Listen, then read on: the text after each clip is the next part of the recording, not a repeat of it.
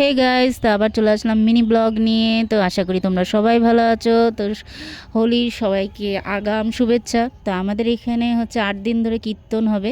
তো হোলির দোল পূর্ণিমার থেকেই শুরু হয় কীর্তন। তো আজকে অধিবাস, বৃহস্পতিবার, আজকে অধিবাস। তা আমরা সবাই সুন্দর করে সেজেগুজে নিয়েছি। আর দেখো সবাই হলুদ রঙের শাড়ি পরেছে, জল ভরতে যাচ্ছি। এটা পাগলা বাবার আশ্রমে। এখানেও দেখো রাধা গোবিন্দ আছে। তো সবাই মিলে একটা আনন্দর দিন। প্রতি বছর আমরা এই দিনটার জন্য অপেক্ষা করে থাকি। তো দেখো এখানে গোসাইও নাচছে আর সবাই নাচ করছে। তো অবশ্যই জানিও যে আমার এই মিনি ব্লগটা কেমন লাগলো। তো তোমাদেরকে সবাইকে দোলের এই কীর্তনের জন্য সবাইকে নিমন্ত্রণ রইলো। তো অবশ্যই এসো। তো কীর্তনের আমি 8টা দিন তো খুবই আনন্দ করব। তো তোমরা কেমন এক্সাইটেড আছো আমাকে অবশ্যই কমেন্ট করে জানাবে।